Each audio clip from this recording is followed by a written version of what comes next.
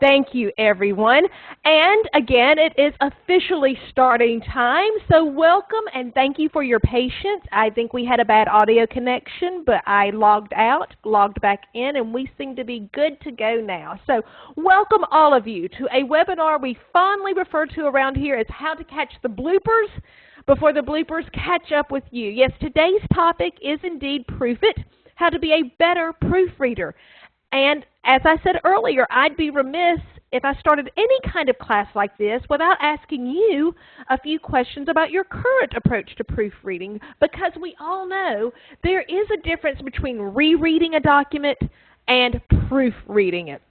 So consider your answers if you're participating solo today. And according to Sarah, we do have a significant number of larger groups participating, whether you may have 3 or more gathered together in a room, 5 or 10 or more. And if that's the case for you, I will pause slightly after each question that appears on the screen to perhaps give you some time to turn to your next seat neighbor and answer and compare your thoughts. So here's the first question that's already on the board.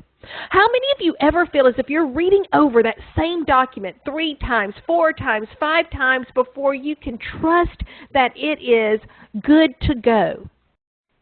Yes, proofreading can be a seemingly endless process, and that's compounded those times where we submit it to a boss or a supervisor, and they make a few changes and give it back to us, and then we make those corrections and we turn it back over for approval again, and they make a few more changes and give it back to us. It truly can be a seemingly endless process. Now, with that in mind, let's look at this next one. How many of you have ever experienced what I call proofreader's burnout, especially with large documents? And I'm raising my hand and voting yes to that one because the bulk of my job is proofreading policy and procedure manuals and instructional documents for corporations. I know what proofreaders burnout is. How many of you participating today proofread for other people? Part of your job description is that someone else generates that piece, but they give it to you to be the final proofreading eyes for that document. How many of you draft and proof your own work? In other words, you don't have proofreading eyes other than your own. You're the one generating it, and you're also the one editing and proofreading it. How many of you have someone who will draft and proofread for you? And I'm always tempted to follow that up with a slide that reads, how many of you would like someone who would draft and proofread for you? I believe we'd had 100% yes on that one. Now, how many of you like to proofread? And I have found that many people who register for this webinar do so because they're already very good at it. In fact, they are known as the end-all proofreader where they work. They're the ones who shoulder the responsibility of making sure every document goes out as perfect and precise as possible. They're good at it and they know it, and it is definitely a strength on their resume. Now, how many of you have ever let a mistake slip past you and it was all your fault? Yet we remember those, don't we? I still lose sleep over an executive tips book I wrote back in 1999, where in the 12th chapter, I mentioned taking a sneak peek at something, and spelled it the way you see it on the screen, everyone. I didn't catch it, but the editor of the publishing house didn't catch it either. The layout graphic designer didn't catch it, and the publisher did not catch it before printing. In fact, do you know who first spotted that mistake? My mother. And I was so embarrassed by that. But it was my very first book, and I had a box sent to me. Publishers will do that for you. They'll send you a box of books for you to give to the people whom you've acknowledged or dedicated the book to. And so I pulled about 5 copies of the book, and my parents lived about 3 hours from me, so I hopped in the car and wanted them to have the book straight for me, the first ones to have it before it was released. And my mom had it in her hands for all of 2 minutes and was flipping through and said, "Oh, did you see this?" And like I said, I was so embarrassed by that mistake, I did not feel as if I could rightfully sell the book because people would be buying a big old blooper. So talk about a costly error. And that's why here are expectations for what we will accomplish in the next 50 minutes together. We're going to look at the newspaper proof, and it is that 3-pass approach to proofreading you read about before you on. We're going to look at how to proofread for quality in tight deadline situations, distractions, what tools and resources are indispensable for a proofreader, because I think we can all appreciate the fact that nobody notices what proofreaders do until they don't do it. So today is a very fast-moving session with the opportunity for you to practice and take some notes. And for that reason, I took some time on the front end to research how many true proofreading teleseminars, webinars, and online learning events exist out there in cyberspace. And the truth is, not many. In fact, I could not find a single one solely dedicated to the topic of proofreading. Most of them just had proofreading thrown in as a topic with maybe a grammar class that they would touch on toward the end. So I am going to step out on a limb here and say today, this is probably the only proofreading teleclass in existence today. Now, that could change tomorrow, but I've known for a long time that I'm the only professional speaker who travels and talks about proofreading. And I hope you'll find this as humorous and slightly embarrassing as I do, but not long ago I was at a conference and I found myself seated at the table, side by side, Mark Victor Hansen, co-creator of the famed Chicken Soup for the Soul Empire, if you remember those books. And he said, "So Mandy, tell me what you speak about." And I said, "Yes, I travel and teach proofreading workshops." And he said, "Really? That's interesting." And then he quickly turned around and picked up a conversation with a guy on the other side of him. So I realized this is not the most stimulating of topics. I also realized there's probably no future chicken soup for the proofreader soul in the works, but you are here today to get better. And we're going to define better as being able to proofread more quickly and efficiently without sacrificing quality. Throughout this session, you will see slides that look like the ones on the screen. If these will match up with those objectives I just laid out for you, those 3 bullet points, 2 previous screens. But what you'll find on these slides, what I would consider to be some higher level information. There's a difference between adapting to your job description at work and excelling at it. Careful attention to detail is part of excelling at our jobs as proofreaders. There's a difference between doing what's acceptable back at your desk versus what's impressive, and going the extra mile through a thorough approach to proofreading, that equates with impressive. And the people who truly excel at their jobs, they're the ones who are able to make that leap from acceptable to impressive. And it is all about our attention to detail and applying a consistent approach to proofreading. So these slides will provide some actionable ideas that perhaps you've never considered or implemented before as a proofreader beyond just the proofreading basics you would hear anywhere. Now, what you're going to see on this next slide are what we call proofreading danger zones. And we're going to look at the top 7 places in business documents and emails where you and I are most likely to overlook careless mistakes.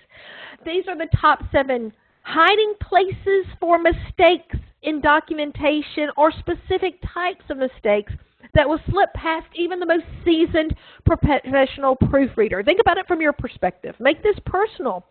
What are the types of writing mistakes that you may tend to overlook and then you think, how did I not see that? How did I miss it? These are also some opportunities to be specific and not just general in your answers. For instance, spelling is definitely a proofreading danger zone, but for this survey, it's a specific type of spelling mistake that eludes you. Not just punctuation, but is there a specific rule concerning punctuation we need to be alert to? Think about specific errors you may miss in an email. Oh, say like missing words. And then when you do notice it or someone else points it out to you, you want to pop yourself on the head and think, I can't believe I didn't catch that before I pressed send.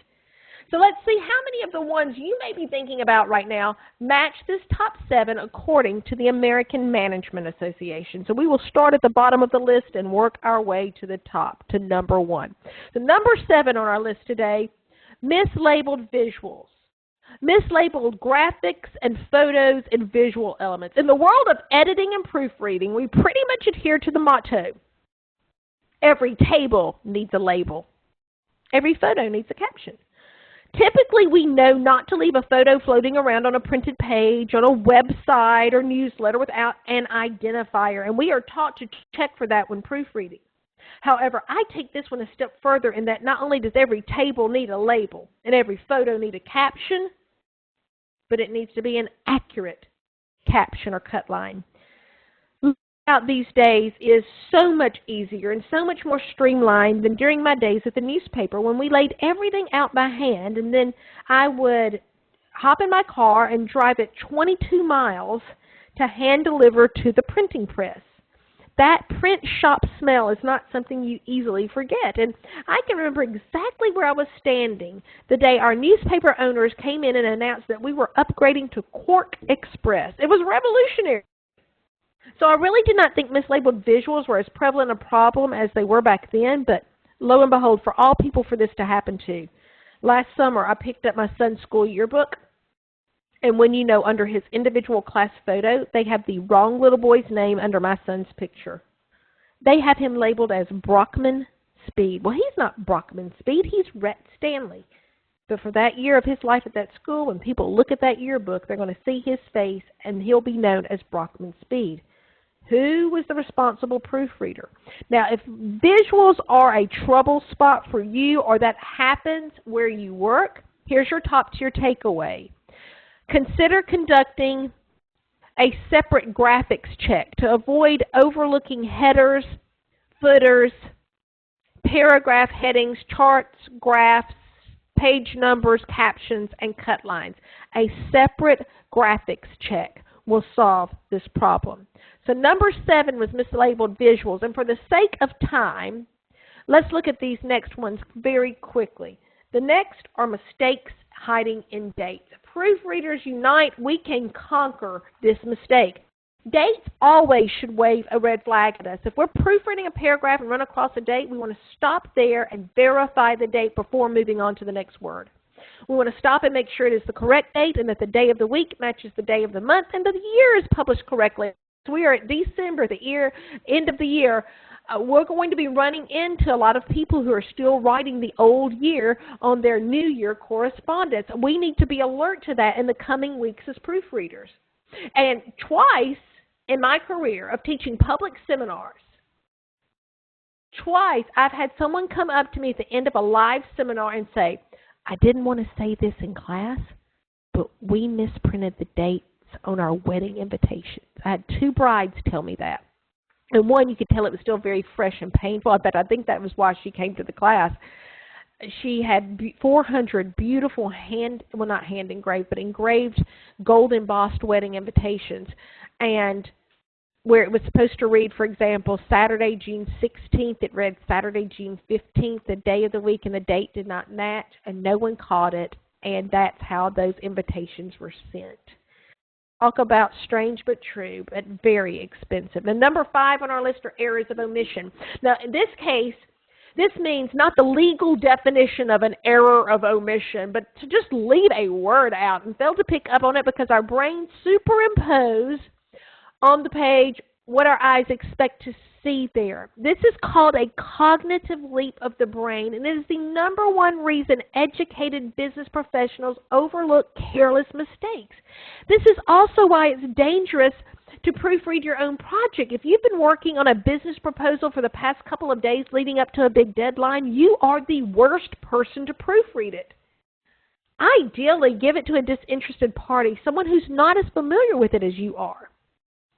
These typographical errors of omission usually fall in the small words, the missing articles and prepositions that do come back to bite us. Now let's look at number 4 and number 3 together. Homophones, or mistakes hiding in the small words. So these could be words that sound alike but have different meanings, even different spellings. The wrong its or its, your or your. There, lead, led, read, read, principle or principle, effect or effect. You get the idea. We all know better, but we miss these sometimes, or at least according to this survey. Also included in this category are typos that spell check doesn't catch because it's usually just 1 letter off. And for instance, instead of typing of or, it instead of if. And for those of you who work in public relations, public affairs or for a public works agency, you know how painfully embarrassing that little typo can be. And spell check doesn't catch it unless you set it up to, which you should. Then the number 2 proofreading hotspot does deal with spelling. It's a specific type of spelling error. Misspelled names. Misspelled names, proper nouns, geographical locations. We should make every effort to spell a person's name correctly. Oh, I wish I could open up the phone lines and have some of you tell me some of your proofreading horror stories about people's names.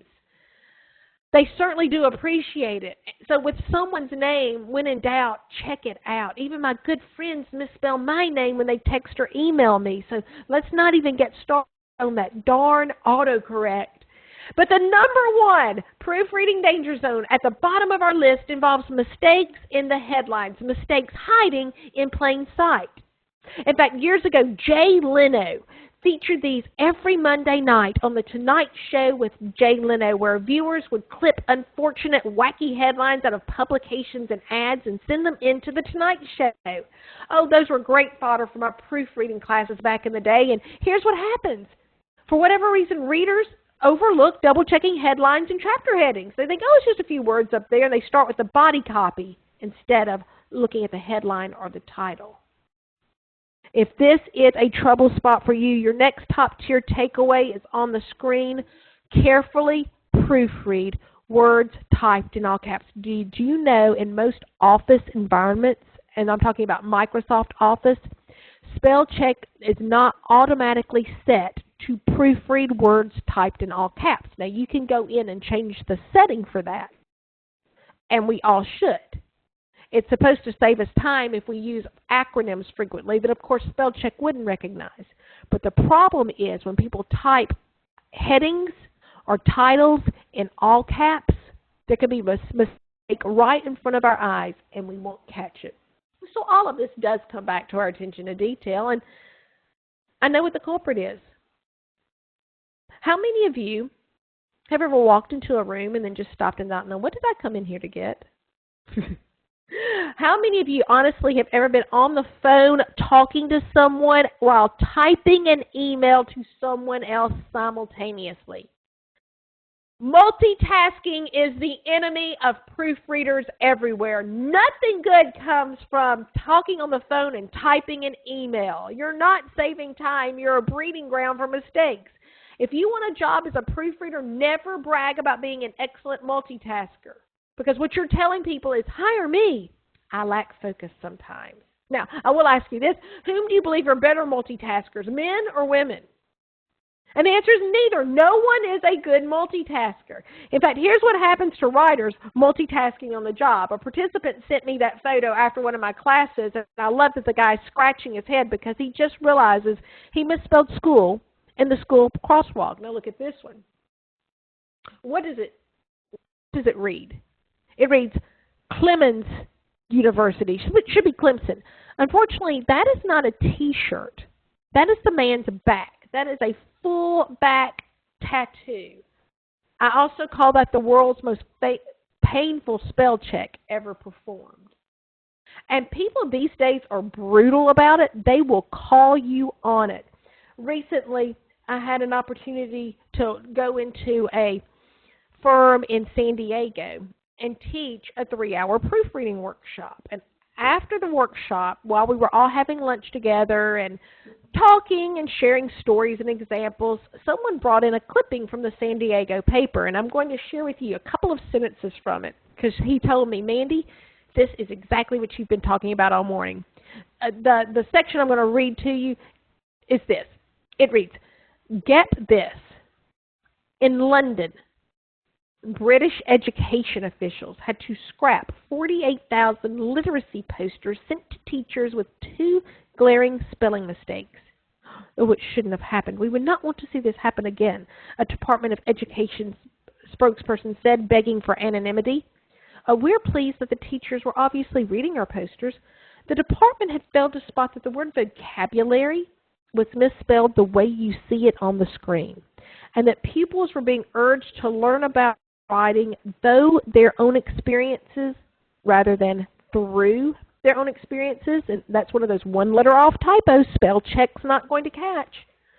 The article goes on to read that the posters were reprinted and sent back to schools with cover letters blaming the blunder on the proofreader. And then the article ends, hey, it could happen to anyone. Let's make sure it doesn't happen to us, because the quality of our writing directly reflects the quality of our work. Here we go, everyone. Let's set the stage for proofreading success. These will be your homework assignments as a result of participating today.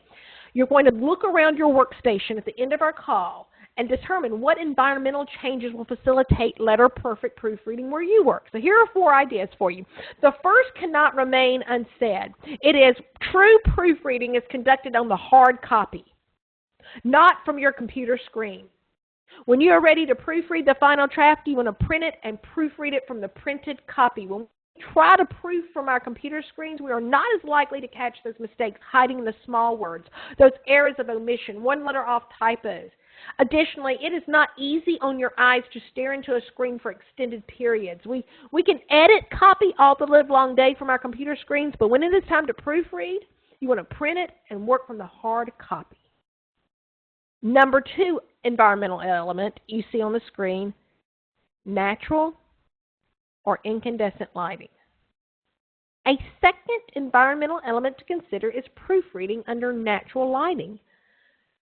Everyone, unfortunately, fluorescent lighting is the worst lighting under which to work. Although it's sometimes imperceivable to the human eye, fluorescent lights flicker constantly, contributing to eye fatigue and even lingering images on your retina. When I worked as a technical proposal writer for a healthcare firm in Dallas, I would reserve our conference room every afternoon at 4:15 to proofread my hospital proposals. This conference room had a great wall of windows which overlooked a lovely park area, and so I would change my scenery by getting up away from my windowless cubicle, pulling up a chair to the windows, and actually proofreading my proposals in that natural daylight. Now, these days in my office, I use a Chromolux bulb. Please make note of the photo you see on the screen, because here's how a Chromolux bulb will serve you. The Chromolux bulb has its origin in Finland, the land of the midnight sun, where light must be sustained in almost total darkness for a few months of the year. Extensive research and testing there resulted in the design of this unique light source, which closely simulates natural daylight.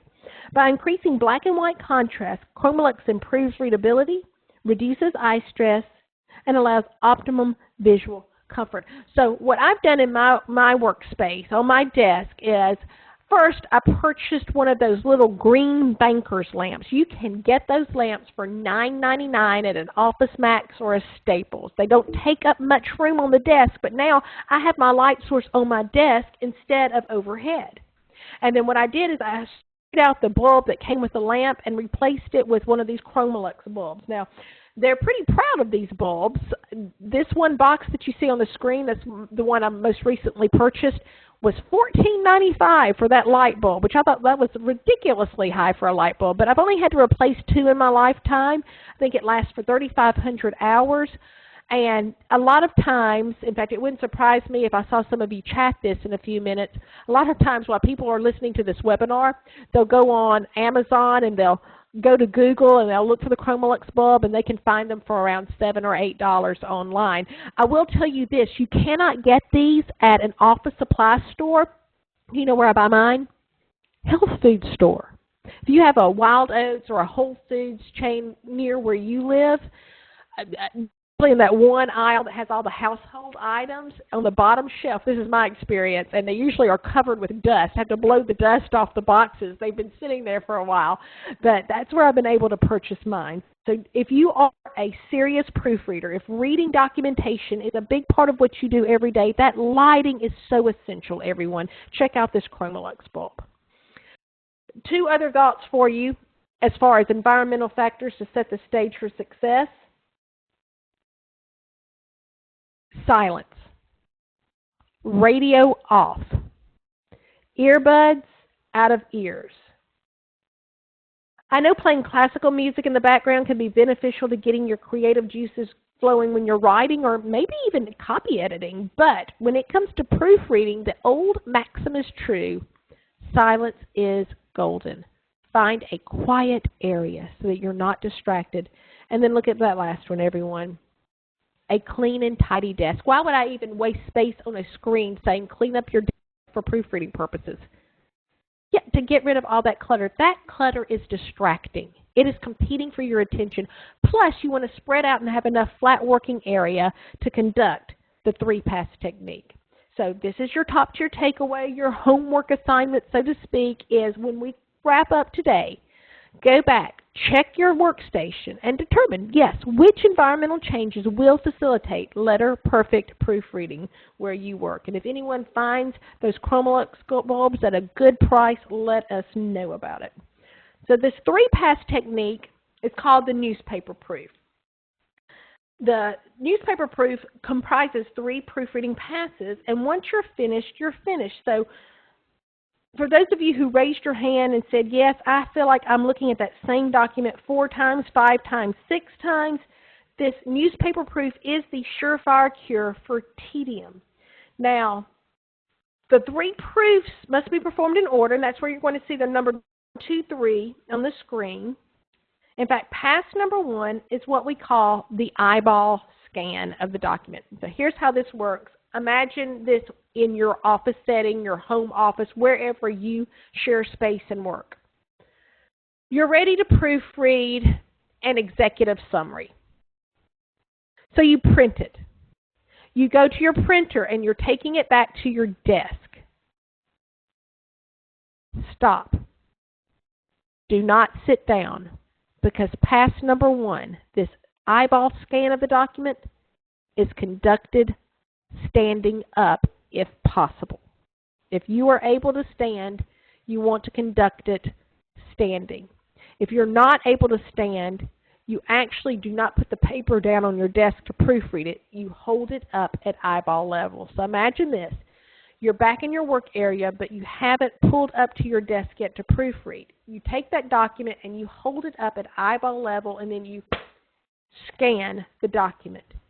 You're looking directly across it instead of craning your neck down over it, which is how our perspective, this changes our perspective of that message. Now, this pass does not take minutes. It takes mere seconds, but it's an objective first step to this document. And when you're doing it, you are just scanning from the top to the bottom, top left-hand corner to bottom right-hand corner. You are not reading anything. In fact, you're not reading for meaning at all. You are scanning it. Now, why do you think this first pass is critical to proofreading success, and what do you think will pop off the page at you? First, typos. Sometimes we'll read a typo into a message, but if you just look at it from that perspective, it will almost pop off the page in front of your eyes. If you've ever had that experience where maybe you've been working on something intently and someone interrupts you, and you go take care of the interruption, and you come back and the first thing you spot when you sit down is something wrong with it that you had not caught before, that's the same process at work here. And as you're standing, or as you have it held across and you're looking at it from that perspective, if you spot something that needs to be changed, you go ahead and mark it with your proofreading marks. So you'll be able to tell if the tabulation is off, if the formatting doesn't look the way it should. This happens a lot with PowerPoint. I don't know how many of you actually create documents in PowerPoint, but occasionally if you do, sometimes the tabulation will look one way on your screen, but when you print it, it prints differently, so you'll want to catch that. You'll catch rivers of white space running through your document, where maybe people have put too many spaces after a period, and that will be one of the first things your eyes call attention to during this eyeball scan. So once you spot it, mark it. You're not going to go back to your computer and correct it yet. You conduct all 3 passes before you sit down and make those changes. But then you move on to pass number 2. Now, pass number 2 is the heart and soul of this newspaper proof. It's the decontextualization pass of it. And you have one tool, one essential tool for that, and that is a straight edge. I took a picture of this tool from my office. I pulled these out and took this photo. In my middle desk drawer, I have several colored sheets. I laminate them so they last longer, but I use color because color provides contrast. When I'm ready to proofread, I'll pull one of those out, and here's how it works. You take that document. You're seated back at your desk now. You cover up everything but the tip top line, and then you decontextualize. And what that means is you're proofreading word for word, line by line, down the page. Word for word, line by line, down the page. Word for word, line by line, down the page.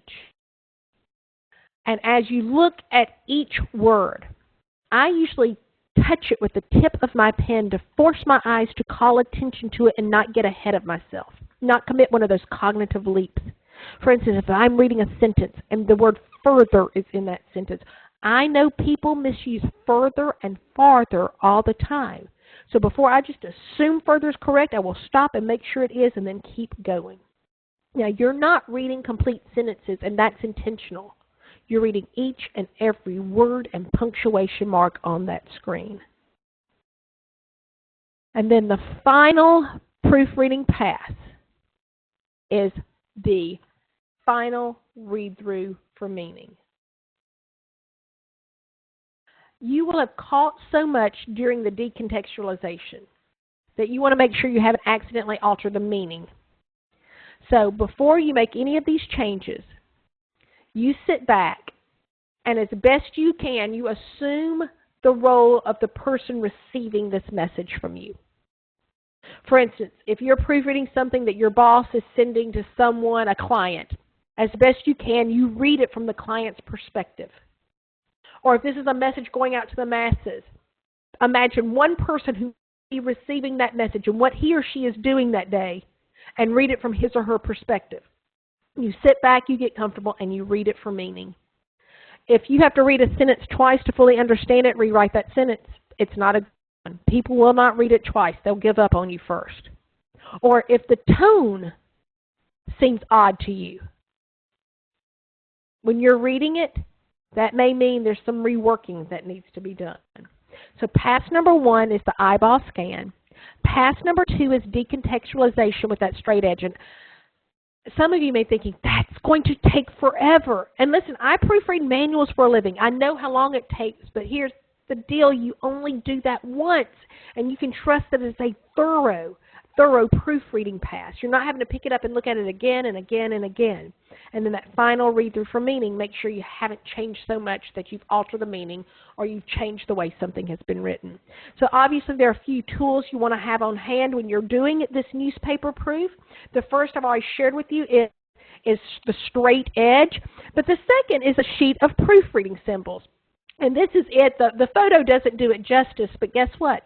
You received some bonus PDFs when you registered for this class, and one of those is this sheet of proofreading symbols.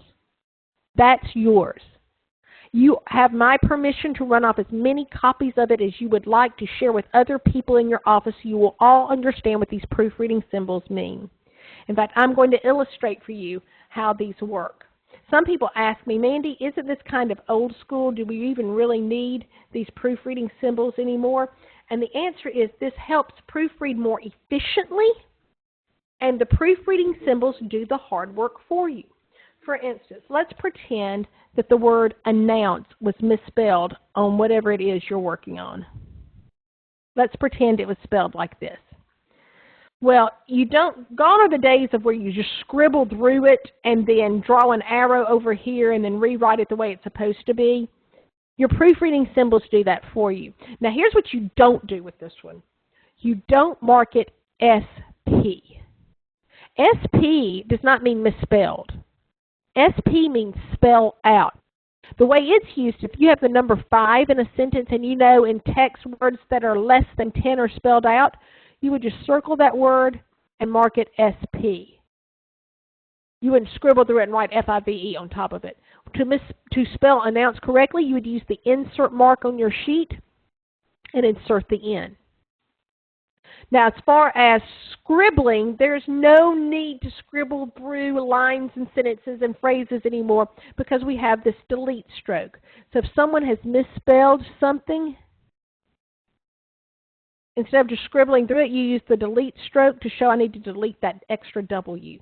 If you need to delete a phrase, you circle the phrase and then put the delete stroke on top of it. Let me move on to another slide where you can see more of this.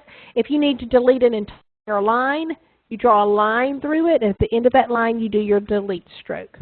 And then some people have gotten a little rusty, for instance, and you have all of these on the sheet, but 3 little lines under a letter means you capitalize that letter. So if you have a lowercase r and it's supposed to be capitalized, you don't try to write over it. You just put 3 lines under it, and that means capitalize it. Or let's say it was a capital M and it's supposed to be a lowercase m, a slash through it means lowercase. Many of us remember the transpose mark to switch the order of elements in a sentence or a word. And then whatever our background is, a lot of us for some reason are still familiar with that new paragraph mark. That's one that we remember maybe from back in school when it's time to change paragraphs, the new paragraph mark. So my encouragement for you is to use this sheet of proofreading symbols and begin using them where you work. Share them with other people. It streamlines the proofreading approach. Now the sheet that I have provided for you, it's not a comprehensive, it's not every single proofreading symbol there is. That would probably be 4 pages long, but I tried to pull the ones that I could put on a one sheet for you that you're going to use more often than not. So that's one tool you need to have on hand. Your straight edge, your proofreading symbols, colored pen. We use a colored pen for proofreading. The color we all associate is red. However, most proofreading guides have shifted from red, and take this with a grain of salt, but many people say red is too ominous and insulting a color because it appears that we have bled all over people's paper. More and more people have moved from red to purple to stand out for proofreading purposes. And I have adapted that in my line of work too. I now use purple as well.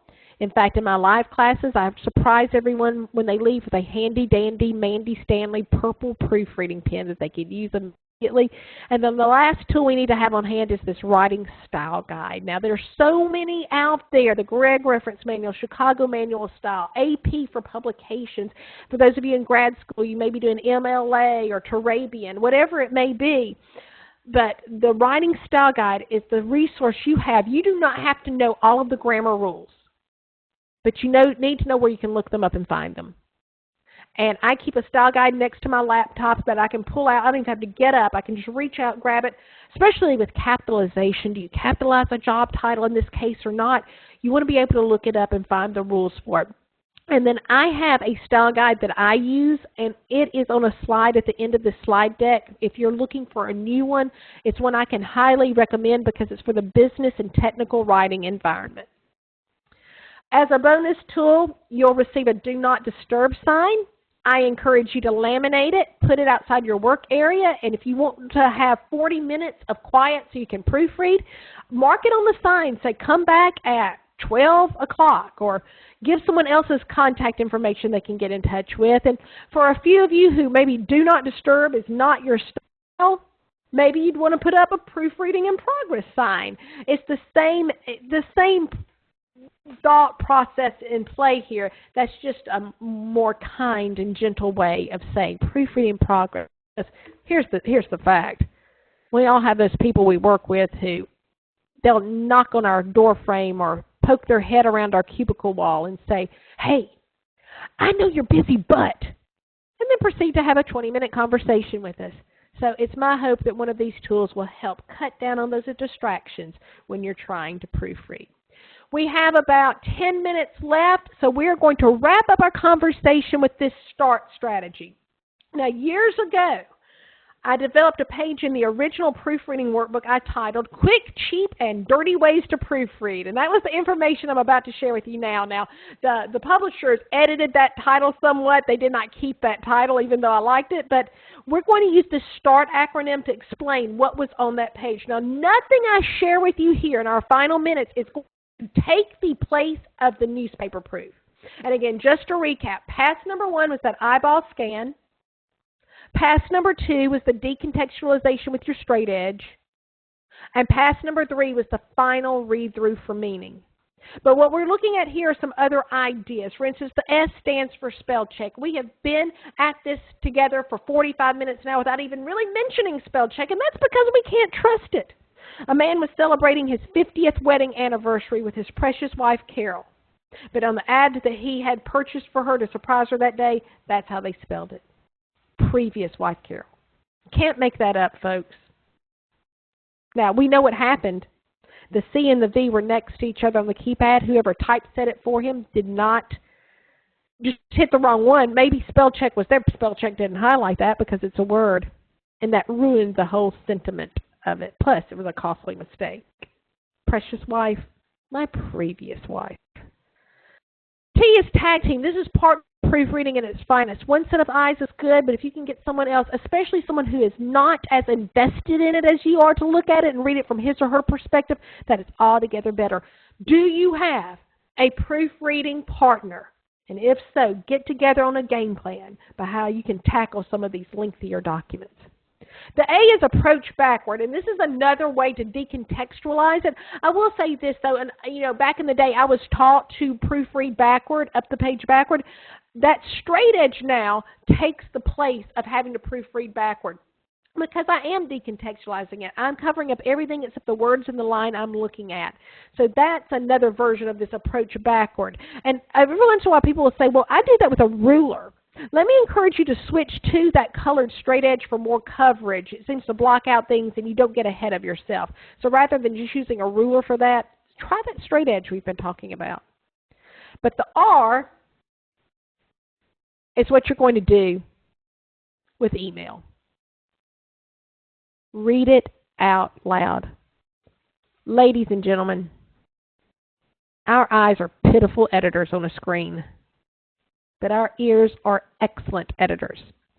And if you take the time to read what you've written out loud so your ears can hear what it sounds like, that is where we're going to catch our most awkward wording mistakes. Read it out loud. No one's going to think we're crazy or talking to, they already think we talk to ourselves.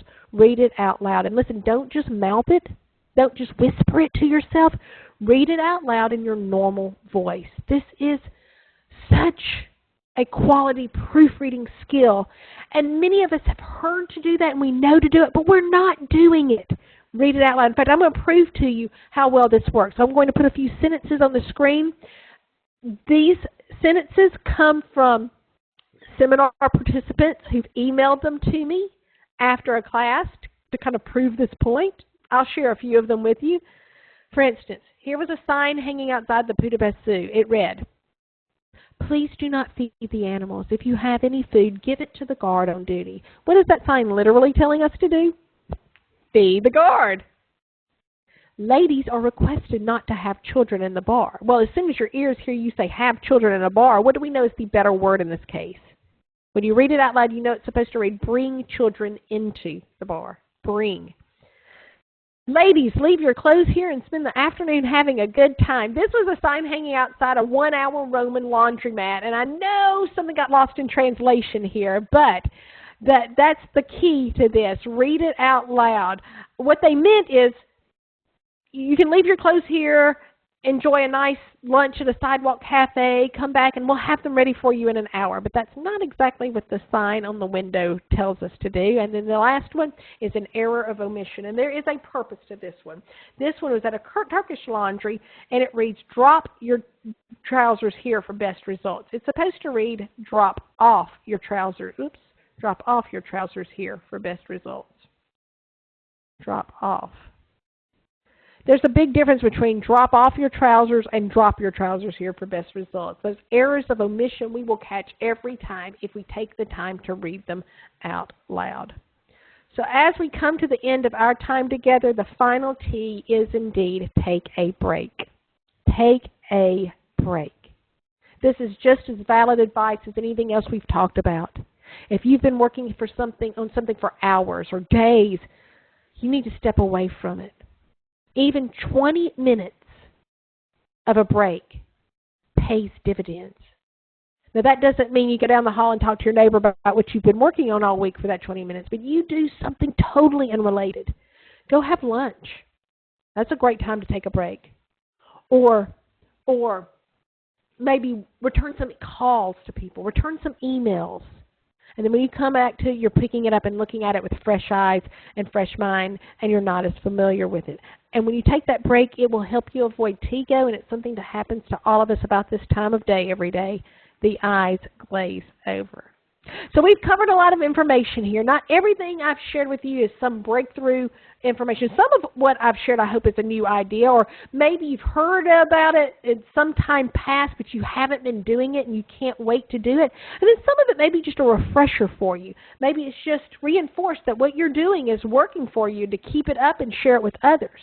But as you think about a couple of refresher ideas you've gained from our time together, and then some new ideas that you can't wait to attempt where you work, I'm now going to turn the call back over to Sarah, who will have some time for you to ask some questions for Q&A. So Sarah, I'm going to turn the controls back to you. Do you want to see if anyone participating today has a question about how to be a better proofreader? Thank you, Mandy. That was a wonderful session. Attendees, Q&A has begun. If you have any questions, please post the questions in Q&A panel or send me the questions via chat. You could also message me to unmute your line so that you can speak to Mandy directly.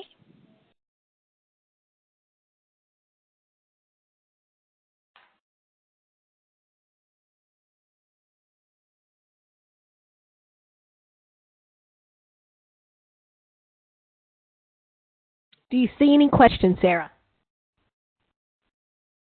Not yet, Mandy. Attendees, I repeat, Q&A has begun. I request you to post your questions. Why don't we give it about 20, 30 more seconds, and if not, I can wrap things up for us. All right, Mandy. All right, we have a question. I'm gonna send it to you, Mandy. Do you see it in your chat panel? Let me see if I can make it to the chat panel. Let's see. It reads, I work in a collaborative office environment where the same draft will be reviewed by multiple people simultaneously. That leads to problems. Is there a better way to organize that process? That's been the majority of my working life. And while there's no ideal way to organize that, here are a couple of ideas. You may already be doing this. I run into this a lot when people send it through maybe Microsoft Word's on-screen editing process where you can put your thoughts and your comments in everyone's assigned a different color, and you can put those thoughts and comments in the margins. So if you have 5 or 6 people looking at it, they're all different colors, and it'll timestamp when they've chimed in and what their recommendation is, and everyone is seeing that in real time. So here's what I would say.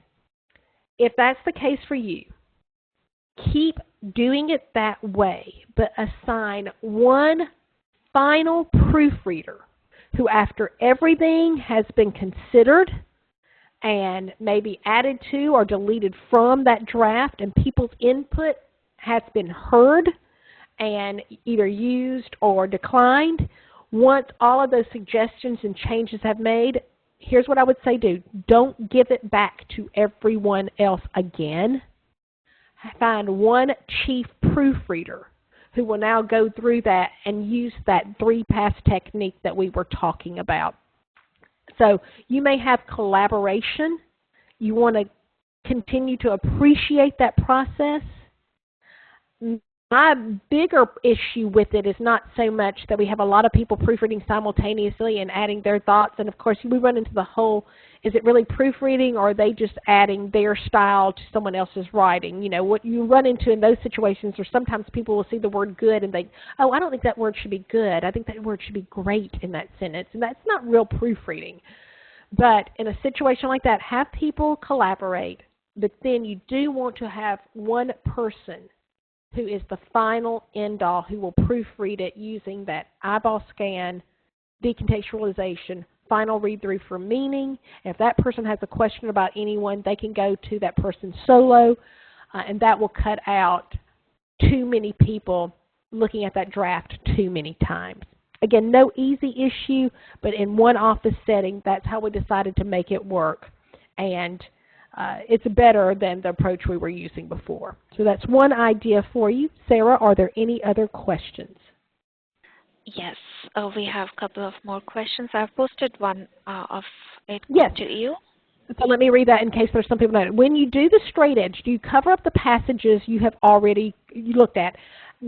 Short answer, no. I work my way down the page line by line, word for word. At the newspaper where I worked, we did. We used what's called, and maybe you know about this, it's called a window box, where it is a sheet of paper that's a little bit larger than 8.5 by 11, and it has one line bar cut out from it so that